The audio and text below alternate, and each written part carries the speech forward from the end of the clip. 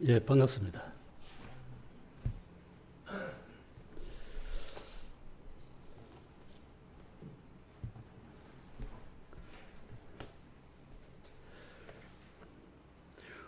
오늘 특별히 복음 말씀을 좀 준비했는데 두 번이 나와갖고 없어가지고 다른 방향으로 좀 돌려야 되겠습니다. 준비한 말씀 중에 일부인데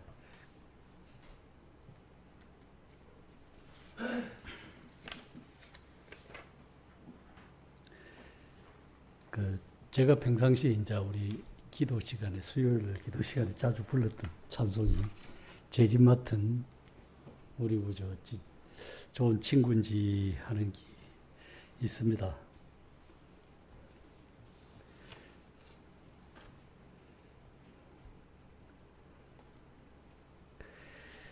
제 집 맡은 우리 구주. 그렇죠. 우리 누구나 다 아는 말씀입니다. 제 집 맡은. 어떤 짐을 짓는 성경에 보면은 짐이라는 말이 참 많이 나오는데 그 중에서 이제 찬송가 이제 이 작사자가 의도한 내용을 보면은 시편 55편에 보면은 이런 말씀이 있습니다. 다른 데도 많이 있지만은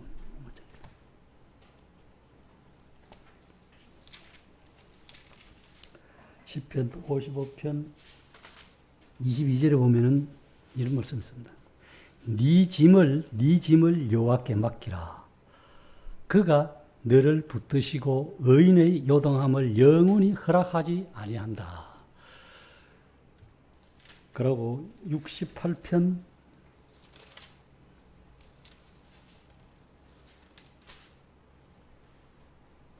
19절입니다. 19절에 보시면은 날마다 우리 짐을 지시는 주, 곧 우리의 구원이신 하나님을 찬송하죠. 날마다 우리 짐을 지시는 주.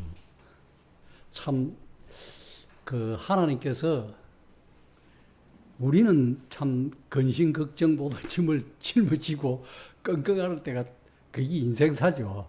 그런데 하나님은 네 짐을 하나님께 다 맡기라.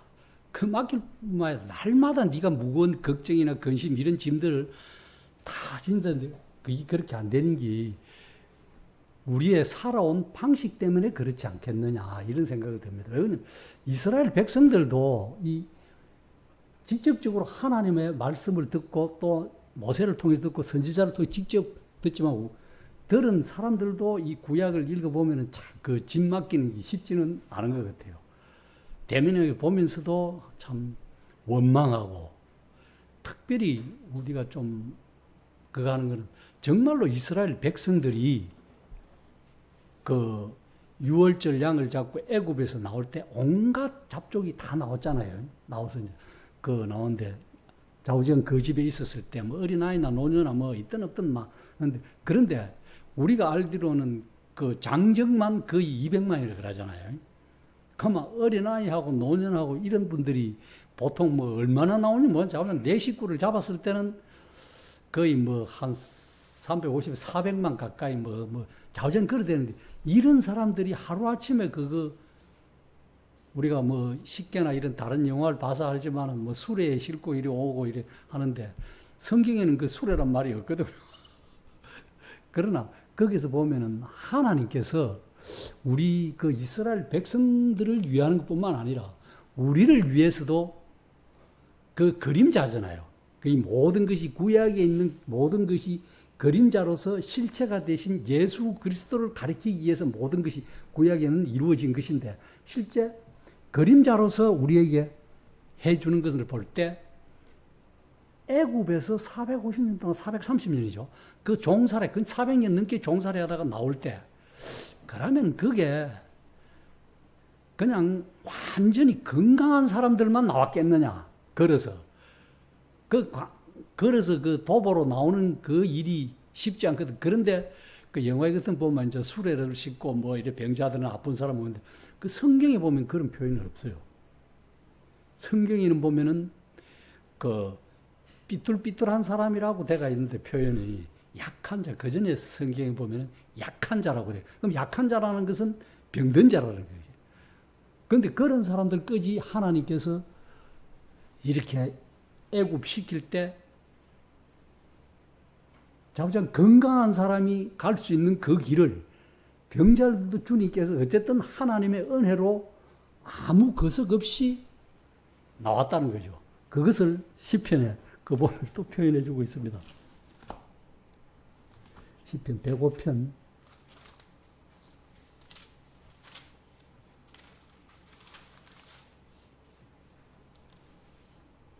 여기 보면 30편 105편 36절 37절입니다.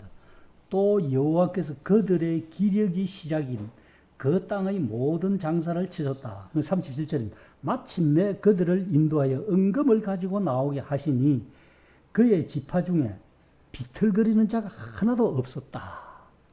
좌우지간 그 몇백만 명이 하루아침에 애굽을 그 홍해를 건너고 이래 하는데 그까지 하는데 하나도 비틀거리는 자, 약한 자가 없었다는 말은 하나님의 능력이 얼마나 무궁한지를 말씀으로 표현해 주고 있습니다. 그 몇백만 명이 나오는데 와 전부 다 건강한 자만 왔겠습니까? 오늘날 이 부산 시민이 한 400 얼마 된 그 인구가 움직이려 그러면은 어린아이 병자가 왜 없겠어요? 병원문에 들어가려고 해도 지금 뭐 요즘 힘든데 그 엄청 힘들어 하더라고요.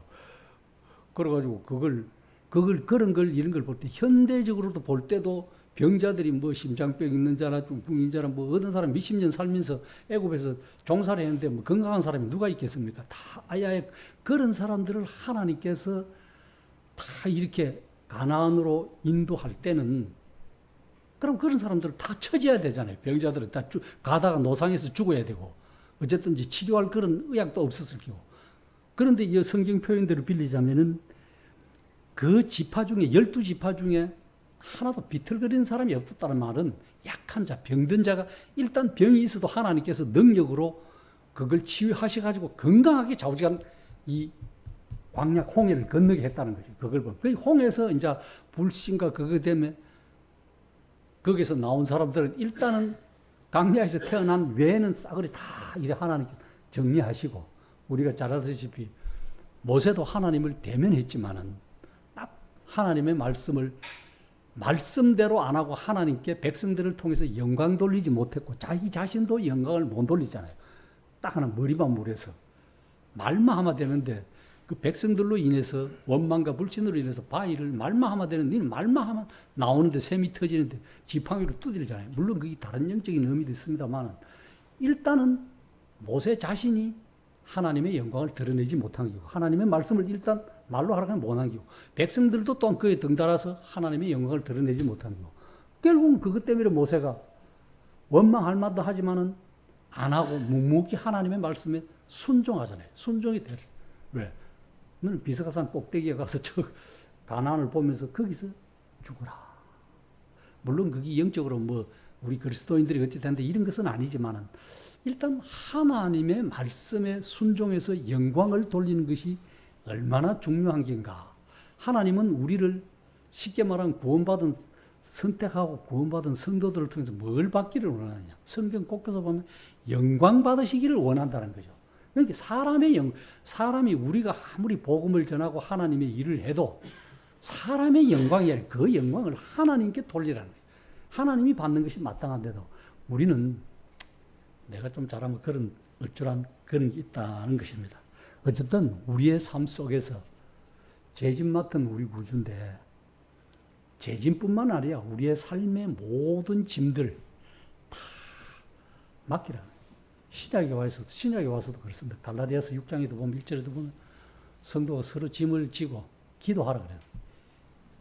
이것이 하나님께서 우리에게 보여주신 대표적인 사랑이죠. 자기 아들을 버리면서까지 우리를 구속해 주신 그 사랑은 우리가 무엇으로도 표현할 길이 없는 것이 인간의 언어로서는 아무리 좋은 표현을 한다 한들 뭐가 있겠습니까? 사람이 단지 참 감사와 영광뿐이 없다는 것을 볼 수 있습니다. 그러면서 이제 좀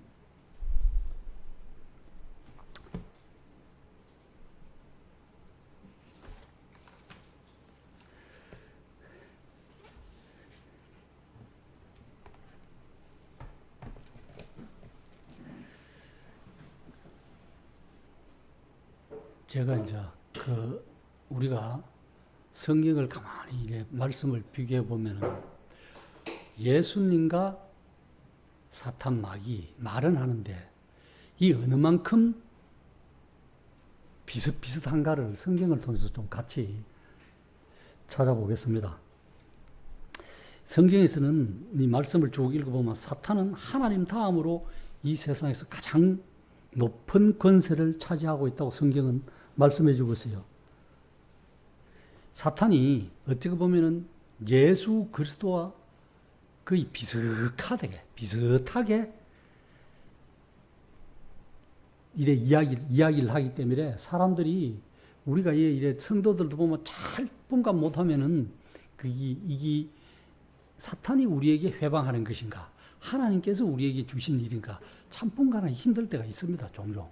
그래서 성경을 잘 뭘 할 때마다 성경을 잘 응용을 해야 돼요. 성경을 펴놓고 말씀을 대조하고 사도행전을 보면은 베레아 사람들이 날마다 성경을 상고했다, 연구했다는 이 말은 사람들이 그러한가 하여 누가 하든 말이든 아무리 사도가 어떤 하는 말이든 신부가 하든 말이든 누가 하든 말이든 좌우지간 그 사람이 하는 말이 정말로 성경 말씀에 합당하게 부합해서 하는 말인가? 안 그러면 그냥 철학적인 지식이나 이런 것에 있어 하는 말인가? 여기에 대해서 우리가 잘 분별해야 된다는 거죠. 요한복음 20장 28절 한번 보겠습니다. 성경을 한번 찾아보면서.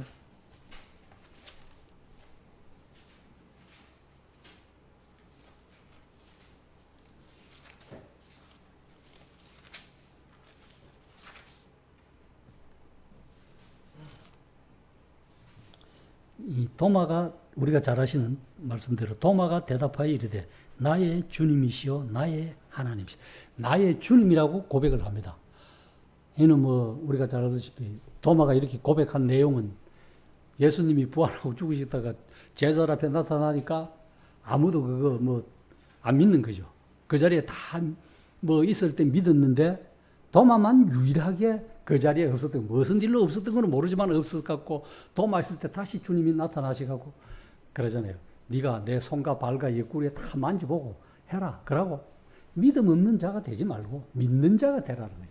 참 믿는다 하는 게 어째 보면은 쉽고도 어렵다고 말할 수 있는데 단순하게 믿으면 돼요.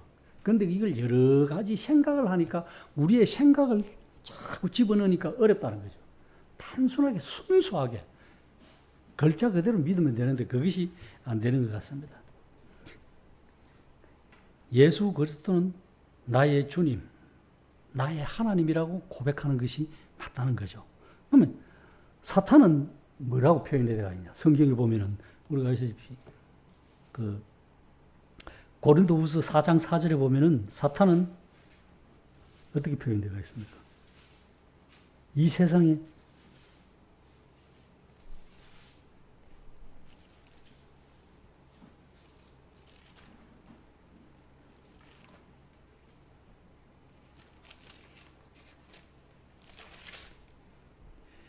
어떻게 표현돼? 그 중에 이 세상 신이 믿지 아니하는 자들의 마음을 혼미케 하여 그리스도의 영광의 복음의 광채가 비치지 못하게 함이니 그리스도는 하나님의 형. 여기 보시면은 그렇죠.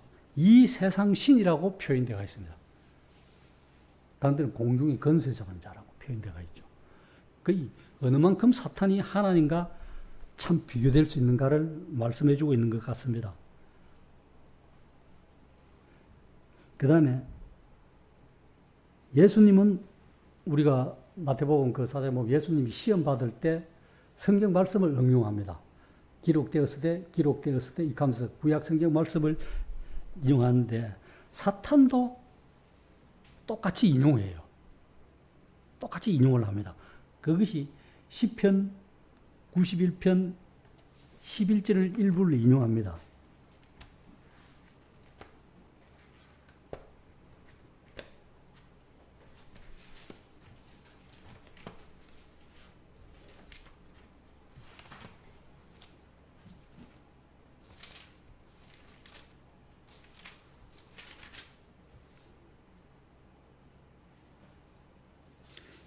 그 11절에 보면 그가 너를 위하여 그의 천사들을 명하사 명령하사 네 모든 길에서 너를 지키게 하심이라.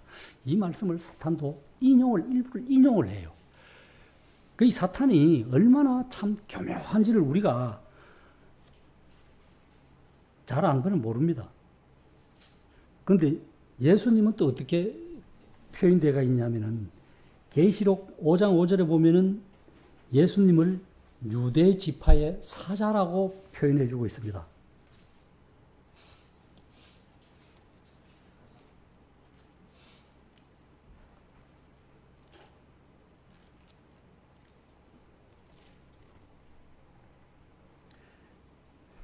장로 중에 한 사람이 내게 말하되 울지 말라. 유대 지파의 사자 다윗의 뿌리가 이겼으니 그 두루마리와 7인을 떼시리라 하더라. 여기 보면 유대 지파의 사자는 예수 그리스도를 상징해요. 그러면 우리가 잘 알다시피 사탄도 또 어떻게 표현하냐면 사자로 표현해요.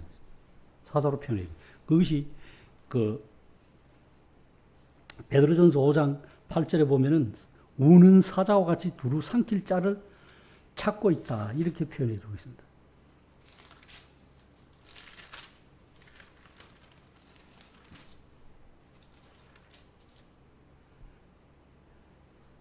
베드로전서 5장 8절에 보면은 건신하라 깨어라 너희 대적 마귀가 우는 사자같이 두루 다니며 삼킬 자를 찾나니. 똑같이 예수 그리스도 유대 지파에서 나온 그 사자라고 표현하지만은 이 사탄도 사자와 같이 그렇게 사탄이 맹렬하다는 거죠. 예수님은 능력을 위해서 그런 힘을 발휘하지만 사탄도 우리를 미혹하기 위해서 그런 힘을 발휘한다. 삼킬 자를 두루 찬다는 거예요. 우리 주위에.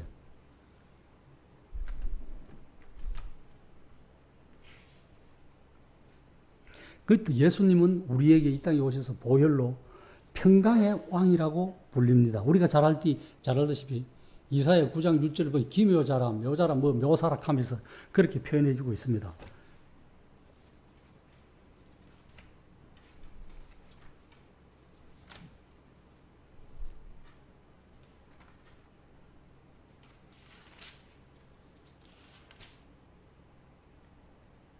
이사야 9장 6절에 이는 한 아이가 우리에게서 났고 한 아들을 우리에게 주신 바 되었는데 그의 어깨에는 정사를 메었고 그의 이름은 기묘자라 모사라 전능하신 하나님이라 영존하신 아버지라 평강의 왕이라 할 것입니다. 이렇게 말씀을 해주고 사탄도 동일한 그런 능력을 가 있다는 거죠. 사탄은 우리가 잘 알다시피 이 세상의 임금 통치자라고 성경은 묘사해 주고 있어요. 얼마나 이 세상적인 권력을 보면 임금 카마 한 나라의 왕이잖아요. 대통령이고 요즘 말로 하면 이 세상의 임금이라는 것은 정말 우리가 그냥 이래 사탄 마귀 이렇게 이야기 이게 말로 할 수 없는 그 능력이 있다는 거죠. 그걸 볼 때 참 우리가 참 두려워하는 것이 마땅합니다. 그러나 예수 그리스도로 인해서 두려워할 필요 없다는 거죠. 이겼기 때문에. 그것이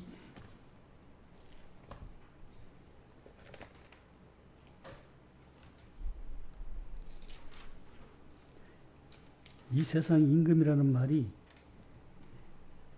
어디에 있냐면은 요한복음 14장 30절에 있습니다. 예수님께서 이렇게 말씀합니다. 이후에는 내가 너희와 말을 많이 하지 아니하리니 이 세상의 임금이 오겠습니다. 그러나 그는 내게 관계할 것이 없다. 그 주님하고 힘이 거의 방불하지만은 좌우지간 이 세상 임금이 좌우지간 내가 올라가서 좌우지간 사탄이 이 세상을 지배하고 어떻게 할 것이냐. 그러나 그가 내게 관계할 것이 없다는 것이 단언적으로 말씀해주고 있습니다.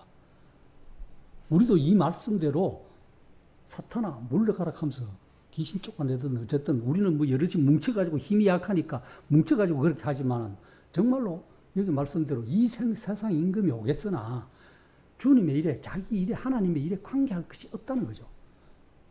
그럼에도 불구하고 우리는 두려워합니다. 짐이 있거나 고난을 당하거나 고통이 있으면 그건 인간사에 당연하면서도 우리가 하나님을 어떤 면에서는 조금 불신하지 않느냐 이런 생각을 가질 수 있습니다.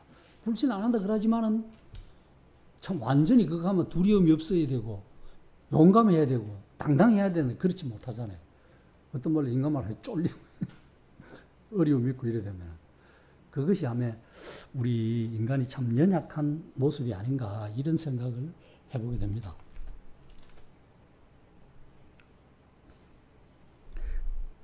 그 다음에 우리 주님은 우리가 다 아시피 찬송가도 자주 부릅니다만은 예수님은 이 세상의 만왕의 왕이라고 지칭하고 있습니다. 만주의 주 이렇게 표현하고 이 이제 계시록 19장 16절에 이렇게 표현해 주고 계신데 사탄도 모든 교만한 자들의 우두머리라고 표현해 주고 있어요. 그게 어디 있냐? 구약에 보면 욥기에 보면 그렇게 표현해 주고 있습니다. 욥기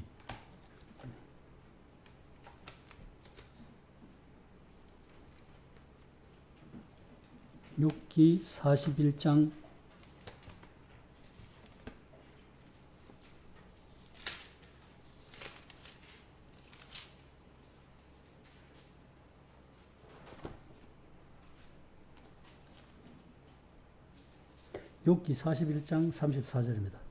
마지막 절에 보면 그것은 모든 높은 자를 내려다보며 모든 교만한 자들에게 군림하는 왕이다. 사탄을 이렇게 표현해요. 욥이 이렇게 표현하고 있습니다. 군림하는 왕이라는 거예요. 주님이 우리의 이 세상을 통치하는 만왕의 왕이라고 이렇게 말씀해 주는 반면 사탄도 이렇게 군림하는 왕으로 칭한 거예요. 그게 얼마나 대비가 됩니까?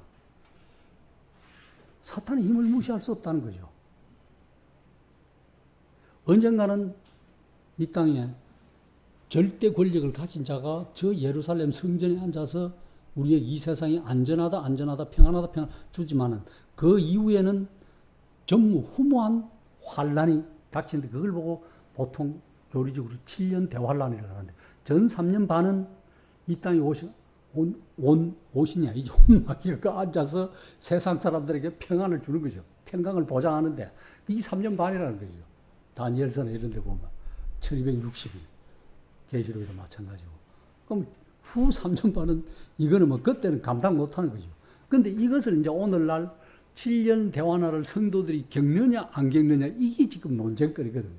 우리는 전천년주의라서 이것을 안 하는데 이제 일반 사람들은 성도를 실현하기 위해서 그렇게 한다는 것은 참 성경 말씀을 너무 곡해해서 한다는 거죠. 구원받은 자들도 시민은 환란을 통과한다는 거예요. 그러면 이제 모순이 되는 거죠. 신랑 되신 주님은 하늘에 계시고 신부는 우리 교회는 신부라고 알고 있는데 그 신부된 성도는 이 땅에서 환란을 통과하는 거죠. 그럼 남편은 하늘에서 영광의 보좌에 앉아 있고 마누라는 이 땅에서 정말로 고생을 하고 온갖 고통을 다당하면서 그 환란을 통과한다는 것이 과연 부부관계에 합당한 일이냐 이거죠. 성경에서는 부부는 일심동체, 세상에서도 부부는 일심동체라 그러는데 한 몸이라 그러면서 주님의 한 몸에 붙어 있는 신부가 다르게 말하면 교회의 머리는 하늘에 계시고 몸은 이 땅에서 환란을 당한다는 거예요. 말이 안 되는 거죠. 논리상으로 아무리 몰라도. 그래서 그는 합당치 않다.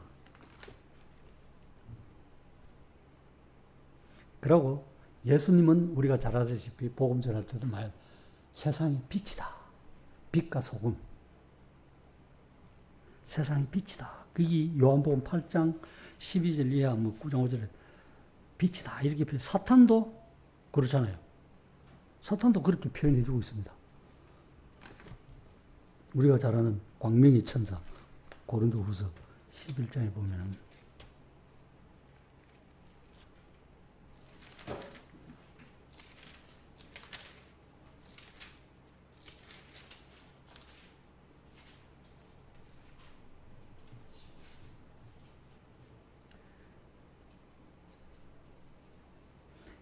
고린도후서 11장 13, 14, 15절에 보면 그렇게 표현되어 있습니다. 그런 사람들은 거짓 사도여 속이는 일꾼이니 자기를 그리스도의 사도로 가장하는 자들이니라. 이것은 이상한 일이 아니다. 이렇게 표현합니다. 사탄도 자기를 광명의 천사로 가장한다. 그러므로 사탄의 일꾼들도 자기를 의의 일꾼으로 가장하는 것이 또한 대단한 일이 아니다. 당연하다는 거예요. 대단한 일이 아니라 그들의 마지막은 그 행위대로 된다. 왜? 그 따라가서 그 행위대로 주님을 모방하고 하지만은 사탄의 뜻에 따라 순종하고 따라가기 때문에 마지막은 심판이죠. 사탄이 들어가는 영원한 불못이 둘째 사망. 대단한 일이 아니라고 그럽니다. 사도 바울은 그렇게 표현. 사탄도 그렇게 가장하고 하나. 그게 대단한 일이 아니다.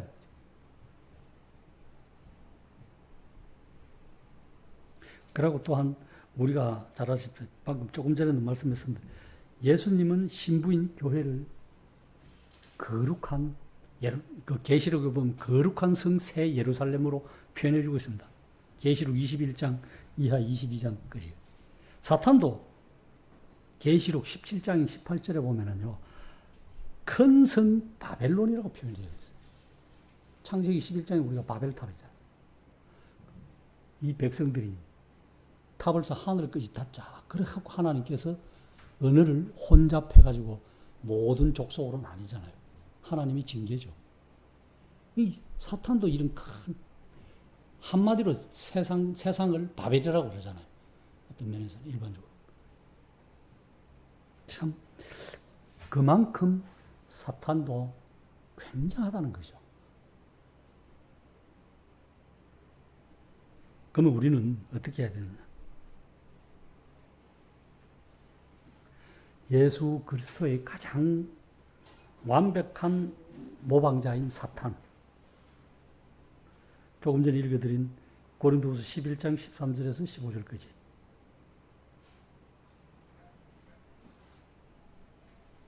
우리가 참 오늘날 그렇잖아요. 참 누구 말 맞다나 홍수진데 홍수 물은 많은데 홍수가 지니 마실 물이 없다. 이런 세상에 있는 말과 같이 정말로 오늘날 이 종교, 기독교 교회도 얼마나 극이 많습니까? 그 많은 중에 참 진리, 참 그리스도를 따르는 자가 얼마나 되겠느냐. 대한민국도 건국 이래 기독교 인구가 뭐 1000만 가지만 지금은 막 쪼그러 들어갔고 뭐 500만이 되니 안 되니 이런 이야기를 하더라고요. 그만큼 문명과 문화가 지식이 발달함으로 인해서 살기 좋으니까 이것이 지상 나오리다. 여기서 구하는 이런 것 때문에 자꾸 믿음에서 떠나는 거죠. 믿기가 점점 그래서 주님도 믿음을 보겠느냐 하는 것은 이 세상이 발전하면 발전할수록 나를 믿는 자를 보겠느냐 이 소리거든요. 그만큼 힘든다는 거죠. 왜? 지식이 팽배하다는 거죠. 팽배하니까 너무나 차니까 총명이 어두워지고 좀 순박해야 되는데 이게 안 그렇다는 거죠. 세상 지식, 철학과 모든 지식이 과학이 발달하고 이름으로 해서 살기가 편하거든요. 너무나 뭐 부족함이 없잖아요. 이 세상에. 그러니까 하나님 두기를 싫어한다는 거죠. 마음에. 그럼 어떤 사람은 그런 말 맞다나 하나님을 두면 하나님에게 속박다. 너가 말 맞다나 구속해 주는 게 맞는데 반대로 자기들 편에는 교회 가면 이제 내가 할 일이 못하니까 옛날에 생활적으로 살아오던 모든 이런 일들을 구속이 반대로 구속당한다 이지 속박당한다 이렇게 생각하는 거예요.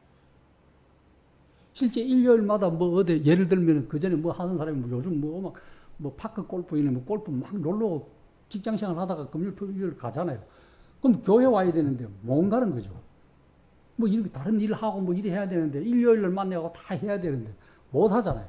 교회. 그러니까 교회 가니까 막 속박당한다고 생각하는 거지.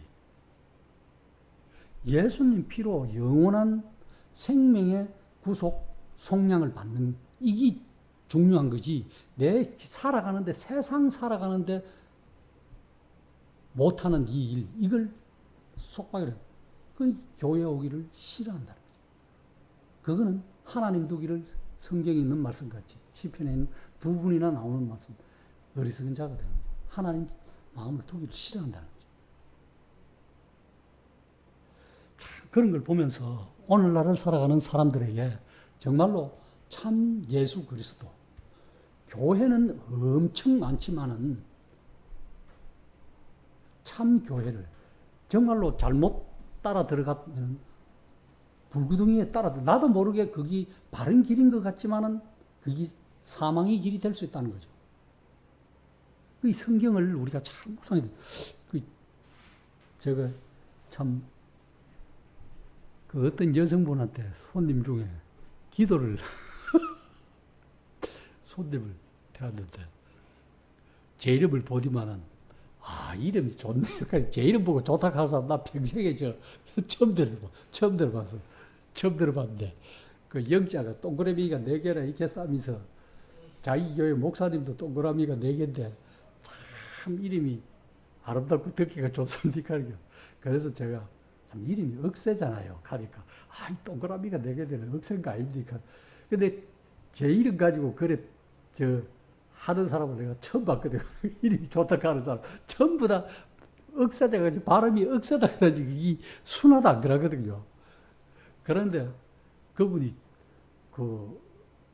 제일 처음에 노래를 부르는데 내가 어디서 그렇게 하면서 가만히 이 우리나라 말로 아니고 그 스페인어인가 이걸로 부르는데 높고 낮은 저 높고 높은 그 찬송가 그래서 제가 어디서 많이 들어본 노래 같습니다. 이렇게 하니까 이제 찬송가로 바꿔 부르더라고. 찬송가로 바꿔 부르면서 난중에 막 이래 부르디만은 그래 제가 이래 쭉 가면서 교회 다닙니까? 이래 물으니까 어느 교회 다닙니까? 이래 물으니까 그걸 말하면 아주 우연찮게 손님을 만나면 막 자기 혼자 이야기를 하시더라고.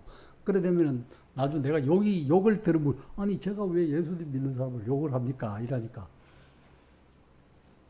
그래 이제 대형 교회 나간대요. 대구 시내 몇 군데 안 되는데 그러다가 우연찮게 그러면서 자기가 이제 228공원에 가자 그랬는데 막 자기 혼자 불불거려요. 사람 만나기를 했는데 내가 그 언니를 교회에서 욕을 얼마나 했는데 이제 미안해갖고 그 언니를 만나러 간다 이렇게 그래 왜 교회에서 욕을 했는데 그래 미안해갖고 이제 뭐 하면서 이래 가면서 그런 이야기를 하면서 이제 내 이름 갖고 그 이야기를 하면서 그래 이제 또 자기 교회 여목사 세우는 이야기를 하면서 그래 마지막에 제가 물어봤어요.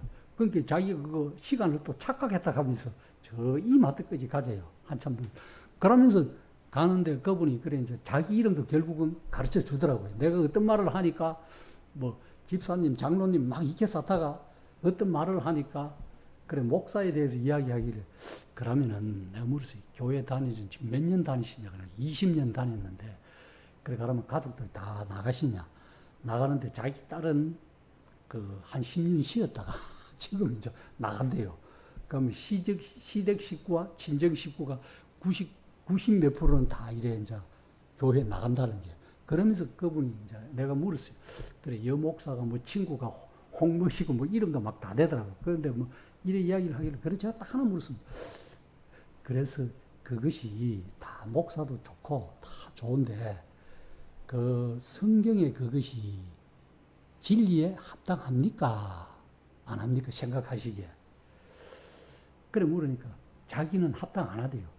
합당 안 하는데 그러면 그걸 인정하십니까? 함께 아무 말을 안 해요. 이제 친구이기 때문에. 그래 합당 안 하는데 왜? 함께 그 일부 개신교에서 인정 안 한대. 아니 개신교고 뭐 무슨 교고 간에 우리가 성경을 대고 성경에서 이야기를 해야 되지. 성경에 벗어나는 이야기는 별로 올바른 것도 안 같다. 사람의 생각과 사상이지 옳고 그러면 성경에서 그게 옳은가 안 옳은가. 물론 성경에서 제가 집사도 나옵니다. 근데 중요한 것은 성경에 하나님께서 아담과 창조를 창조하셨을 때 아시잖아요. 그렇게 안다. 그럼 여자를 뭘로 이야기합니까? 그렇게 아무 말도 안 해요. 그럼 구약은 그렇다 치고 신약에서 사도 바울이 성경 말씀을 20년 동안 많이 읽고 이래서 신약에서는 여성분을 어떻게 표현합니까? 이래 믿는 자를 이래 하니까 그래 과연 여자가 먼저 죄지었습니까? 남자가 먼저 죄지었습니까? 여자가 먼저 죄지었대요. 제가 그 죄지은 것 때문에 여자가 어떻게 됐습니까? 함께. 이제 뭐, 이래 이야기하면서, 이제 막, 하면서 이제 막 기도를 기도를 막 이래 해주시더라고요. 그래, 이제 그러면서 참, 그러니까 제가 이제 마지막으로, 천국 갈 수 있습니까? 이래 물으니까, 간다, 이래. 어떻게 갑니까? 아니, 내가, 하나님이 내 아버지인데, 내가 아들인데 천국에 당연히 아들을 다른 데 보내겠지. 지옥 가서 아니 그래 아들을 하나님의 자녀인데 당연히 천국 가지요. 그런데 그 중간에 뭐가 빠진 거 없습니까? 내가 물으니까 당연히 아들인데 가지요. 하나님은 내가 아버지로 모시고 있으니까 그래 아버지로 모시는 거는 누구나 다 이래 아버지로 모시는데 그 중간에 뭐 개입되는 게 없어요. 내가 이래 물으니까 아니 자꾸 그 이야기만 하는 기라. 뭐 방언이 어떻고 또 뭐 이래 어떻고 이래 아니 그래 그 아버지를 아버지라 부르면은 무엇 때문에 아버지로 부르냐? 지금 방금 저도 아버지를 하나님을 아버지라 부르고 손님도 하나님을 아버지라고 부르는데 그 자녀인데 자녀는 당연히 천국에 가지요. 그럼 그 중간에 아버지로 부를 수 있는 그게 뭐냐? 이제 뭐가 있지 않느냐? 없습니까? 내가 이래 물으니까 예수님 말을 안 해요. 그래서 그 중간에 뭐 내가 매개체가 없습니까? 그냥 아버지와 아들과 이래 된 거예요. 그러니까 아무 말을 안 해요. 그 이제 복음의 핵심이 빠진 거죠. 그냥 그걸 보고 추론하면 안 되지만은 그냥 하나님의 예수 믿으면 하나님의 자녀가 되고 자녀가 되면 당연히 천국에 간다. 이런 복음이 좀 약하지요. 무엇 때문에 가는가를 정확하게 안 가르쳐. 예수 그리스도의 피로 믿고 피가 우리를 죄를 속한다. 이걸 안 가르치는 것 같아요. 히브리서 9장 22절에 피 흘림이 없은 모든 물건이 피로써 정결되나니 피 흘림이 없은 사함이 없다. 죄사함이 없다는 거잖아요. 이런 거에 대해서 은근슬쩍 지나가고 정확하게 사람이 어떻게 해서 안 간다. 그냥 믿으면 간다. 맞아요. 그게 틀린 말은 아닌데 그러나 한쪽에서는 우리가 잘 알다시피 마태복음 보면 나더러 7장에 보면 주여 주여 하는 자마다 다 천국에 가는 것이 아니라고 그랬잖아요. 그 사람들이 무슨 일을 못했습니까? 주님의 이름으로 능력을 행했어요. 귀신도 쫓아내고 병자도 나사주고 능력을 행했지만은 어떻게 했습니까? 마지막에 주님이 내 아버지의 뜻대로라는 것은 내 아들 예수 그리스도를 믿는 자라야 된다는 이거예요. 그냥 하나님 아버지 이칸다 해서 다 이리 천국 보내줄 건데 세상에 지옥 갈 사람은 아무도 없어요. 성경이 어떤 면에서는 별로 필요가 없다는 거죠. 그냥 믿는다 하는데 그것이 교묘한 말속입니다라는 거죠. 일반적으로 그렇게 가르치니까 전부 다 기독교 신자를 양상하는데 참으로 거듭나서 중생에서 하나님의 제일제서 그 가느냐. 물론 그 중에서도 그렇게 진실하면 믿는 사람이 있겠습니다만은 다는 안 그래서 그렇게 자꾸 중간에 뭐가 없는 거 예수님 말은 보이로 예수님에 대해서 하나도 언급 그냥 아버지야 내가 아들이니까 당연히 천국 그 자녀니까 천국에 간다 이 소리는 어떤 말로서는 맞는 것 같지만은 무엇 때문에 그렇게 됐는가는 빠져 있다는 거죠. 그걸 물어도 대답을 안 하는 것은 그게 뭐가 잘못됐지 않나 저 개인적으로 그렇게 생각을 합니다. 당연히 예수님 때문에 내가 예수 십자가에 돌아가신 뭐 때문에 내 죄를 위해서 돌아가신 내가 천국 갑니다. 이 정도는 나와야 되는데 아무리 못 나와도 이것은 그냥 하나님의 아들이니까 자녀가 돼서 믿으니까 자녀가 되니까 간다. 말이 묘합니다. 그게 틀린 말은 아닌데 맞는 말 같지만 그것이 뭐가 핵심이 빠졌다는 거죠. 이것이 복음이 오늘날 이 사람들을 만나보면은 순수한 복음이 빠졌다는 거죠. 정말로 죄를 안 가르친다는 거죠. 그냥 두루뭉실하게 사람 좋은 것하고 사람 마음에 맞춰준다고 막 이렇게 하면 천국 갑니다. 이래 되니까 힘든다는 거죠. 제일 처음 그런 복음을 전할 때는 그렇게 안 됐는데 그게 자꾸 지나가다 보니까 변질된 거죠. 우리 모임도 그런 것 같아요. 옛날에는 제가 뭐이다 하고 이렇게 언급을 하고 확실히 해주고 이렇게 했는데 지금은 그냥 제하고 저 역시도 마찬가지입니다. 그렇게 되는 것 같아요. 우리 성도들은 어떤 면에서 저는 이런 생각을 하게 됩니다. 우리가 누에 있잖아요. 누에 아래서 깨어나면은 뽕잎파를 묶고 살살 가장 어느 정도 되면은 누에 꼬치가 되잖아요. 자기 몸을 다 토해내서 실로 만들고 또 그걸 섬유공장에서 따개면은 그 토해낸 실로 갖고는 우리가 좋은 옷을 만들어 있고, 그것도 번데기는 단백질로서 우리 몸을 유익하게 하고, 이 성도는 이런 삶이 돼야 된다. 또 한편으로는 그 누에가 어느 정도 잘못되면 습도와 거기 공기가 잘 맞으면은 거기에서 뚫고 나방이 돼서 변화가 날아간다는 거죠. 우리 그리스도인들은 이런 변화 과정이죠. 항상 번데기로만 있는 것이, 물론 그렇게 해서 모든 사람에게 그리스도인들이 그런 유익을 주는, 누에가 그렇게 자라가지고 모든 것을 제공해 주듯이, 또한 그런 나비로 변화 과정을 갖듯이 우리가 그런 삶을 이 땅에서 살아가는 것이 세상에 내가 믿으라 않고도 빛과 소금의 역할을 당연히 하는 거죠. 그래서 성경을 우리에게 주신 것이 아닌가. 저는 이렇게 늘 생각을 해봅니다. 우리의 삶 속에 우리 주 예수 그리스도밖에는 없다는 거죠. 그걸 알면서 보는 그렇죠. 우리가 잘 알다시피 저는 그것도 좋아하지만은 찬송가 그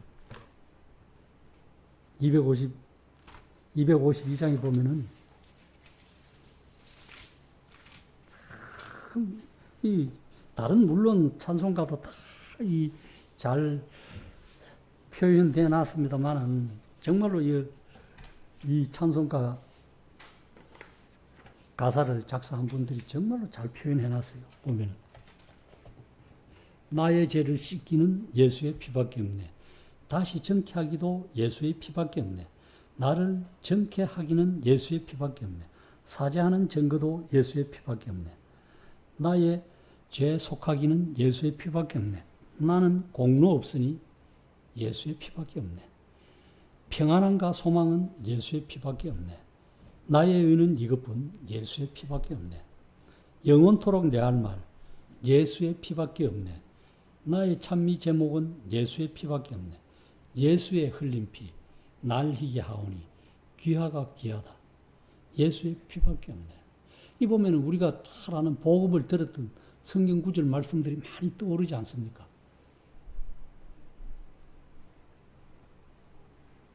이분이 이 가사를 쓴 이분이 작사도 하고 가사도 쓴 이분이 그 히브리서 9장 22절을 배경으로 해서 깨닫고 이것을 작사하고 작곡을 했다 그래요. 찬송자 침례교 목사이면서 또 이렇게 대학 교수이면서 이분이 한대. 그 우리의 삶 속에 이런 것들을 다시 한번 내 자신을 스스로 한번 성찰해 보는 것도 어떤가 이런 생각을 해보게 되었습니다. 예.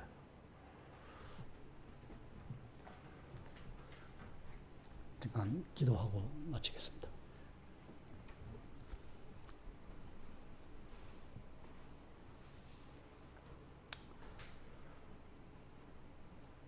자비롭고 은혜로우신 아버지 하나님,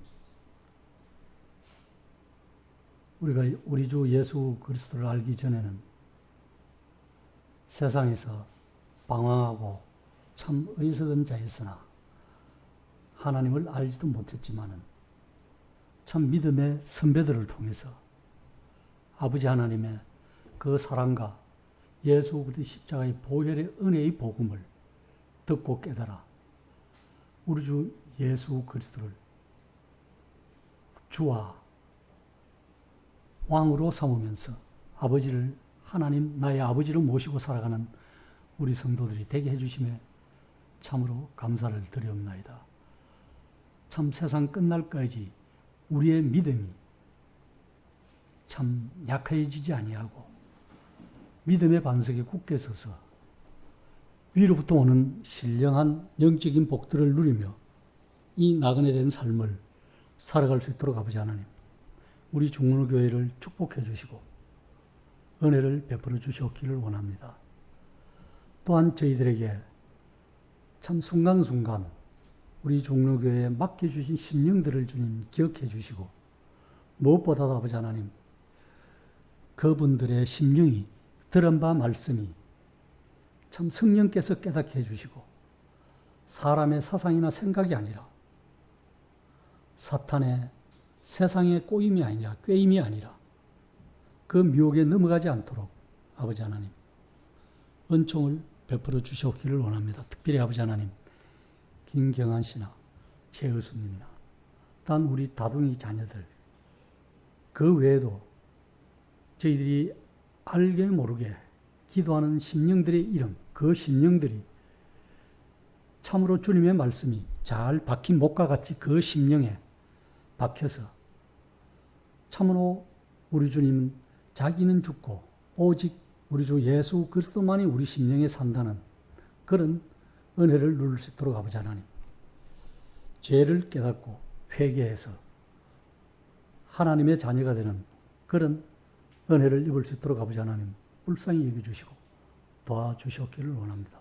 아울러 저희 종로교회가 다시 한번 참으로 여호수아가 그 가나안을 개척할 때 저 산지를 개척하라 스스로 개척하라 한 것 같이 우리 모두 다가 이런 심령으로 이런 심정으로 또한 여리고 성을 마지막에 7바퀴 돌았을 때 그 성이 함락된 것 같이 아버지 하나님 이 대구 도성 종로 주위에 참으로 하나님의 은혜의 말씀이 울려 퍼져서 함락되어 그 심령들이 함락되어 저희 종로교회에 더해질 수 있도록 아버지 하나님 역사해 주시고 도와주시옵기를 원합니다. 이 시간 함께해 주심에 감사를 드리옵고 우리 주 예수 그리스도 이름으로 기도하옵나이다. 아멘. 예, 광고 드리겠습니다. 8월달